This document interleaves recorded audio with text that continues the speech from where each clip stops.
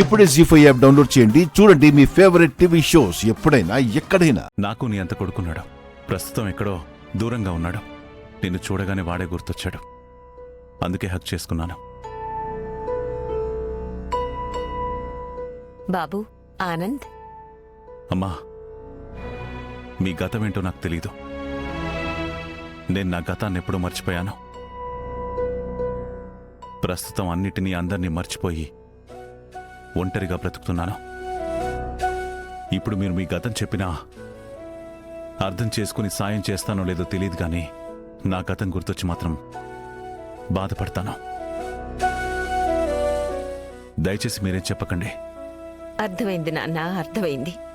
ఆ రోజు నీ తండ్రిని నిర్దాక్షిణ్యంగా బయటికి పంపించాననే కోపంతోనే కదూ ఈ అమ్మతో ఇలా మాట్లాడుతున్నావు.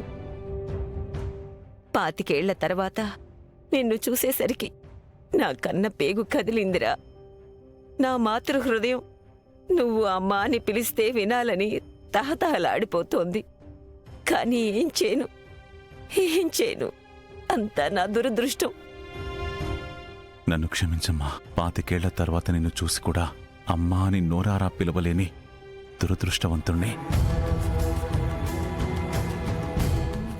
సార్, మిమ్మల్ని చూస్తే మాకు ఆయనే గుర్తొస్తున్నారు. ఒక్కసారి మిమ్మల్ని అన్నయ్య అని పిలవచ్చా సార్? చెల్లెమ్మా. అన్నయ్య.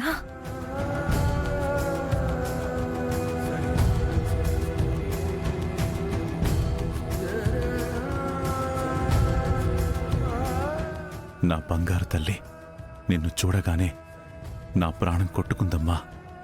కాని ఏం చేయను, గతం గుర్తొస్తే నేను తండ్రి అన్న నిజం నా కొడుక్కి తెలుస్తుంది. ఇప్పటిదాకా తండ్రి ఎవరో తెలియకుండా నా కొడుకుని పెంచిన మీరు ఎందుకు నా తండ్రి దూరం అయ్యాడు అంటే మీరు సమాధానం చెప్పలేరు. అందుకే అన్నీ తెలిసి నేను మౌనంగా ఉన్నాను.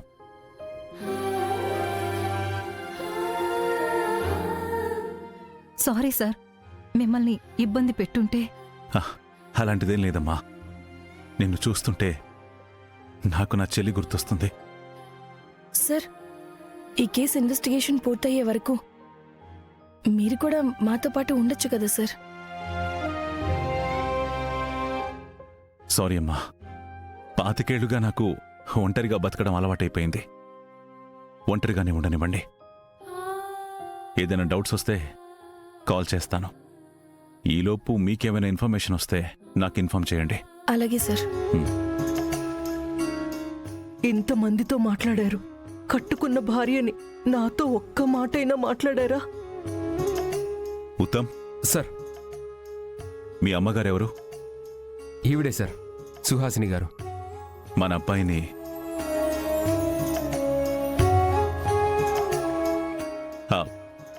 సారీ, మీ అబ్బాయిని అచ్చం వాళ్ళ నాన్నలాగే పెంచారు. పేరుకు తగ్గట్టుగా ఉత్తముడిగానే తీర్చిదిద్దారు. మీ పెంపకానికి హ్యాట్స్ ఆఫ్.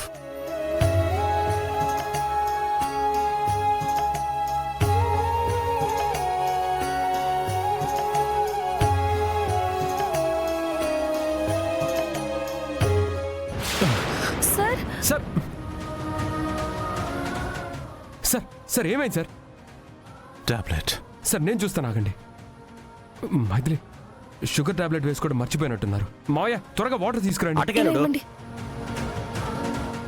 అన్నయ్య తొందరగా. ఇగో అల్లుడు. ఇంటికి తీసుకువెళ్దాం పదండి. అవసరమైతే డాక్టర్ని పిలిపిద్దాం. అలాగే నాన్నమ్మ. పదండి. సార్ పదండి.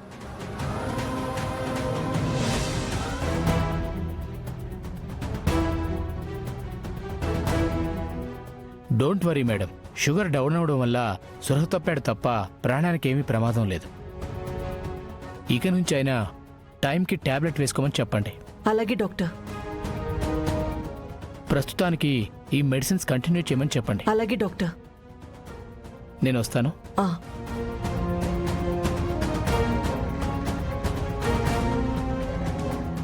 టైంకి మందులు వేసుకోకపోవడం వల్లే ఇంత ప్రమాదం జరిగిందంట.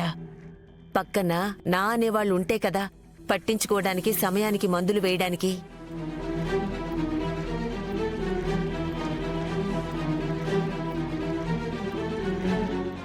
ఏమండి ఎలా ఉందండి? ఎలా ఉంది నాన్న? నీరసంగా ఉందా? ఏమైనా తింటావా? ఏమొద్దమ్మా. ఏమండి అసలే నీరసంగా ఉన్నారు, కాసేపు రెస్ట్ తీసుకోండి. పర్వాలేదు.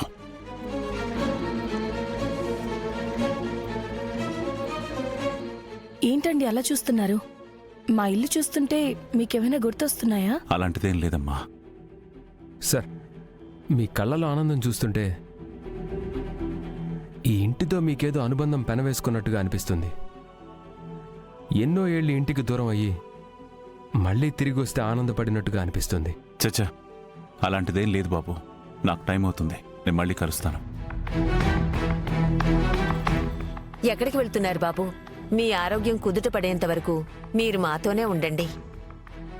అవునండి, ఎలాగూ మీరు మా కేసు వాదిస్తున్నారు. ఈ కేసు పూర్తయ్యే వరకు మాతోనే ఉంటే బావుంటుంది. ఏమండి, ఆయన వెళ్ళిపోతాను అంటే అమ్మమ్మ గారు, అత్తయ్య గారు ఎందుకంత కంగారు పడిపోతున్నారు? నాకు అది అర్థం కావట్లేదు మైథిలి. సిస్టరు మందులు రాసి ఇచ్చాడని డాక్టర్ని, కేసు వాదిస్తున్నాడు కదా అని లాయర్ని ఇంట్లో ఉంచుకోలేం కదా.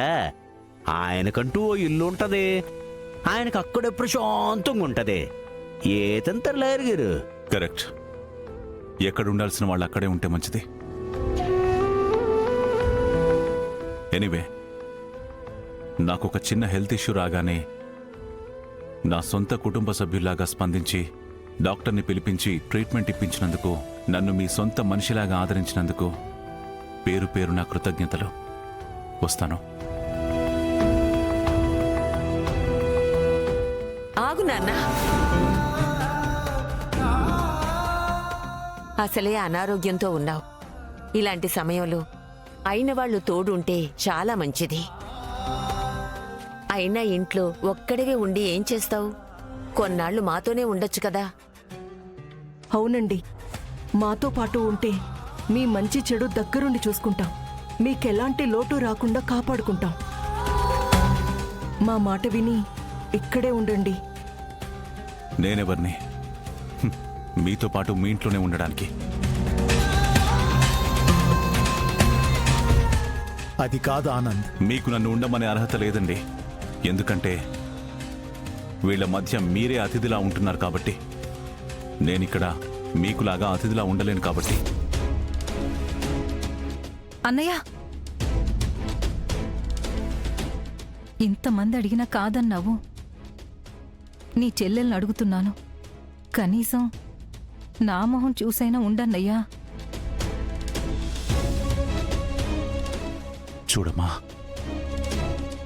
ఇక్కడ జరిగిన కొన్ని పాపాలకి ప్రత్యక్ష సాక్షినమ్మా నేను. ఇప్పుడు నా మీద చూపిస్తున్న అభిమానమే కొన్నాళ్ల క్రితం ఒక అమాయకురాలైన ఆడపిల్ల మీద చూపించుంటే నేను ఈ గడప దాటి బయటికి వెళ్ళి ఉండేవాడిని కాదమ్మా.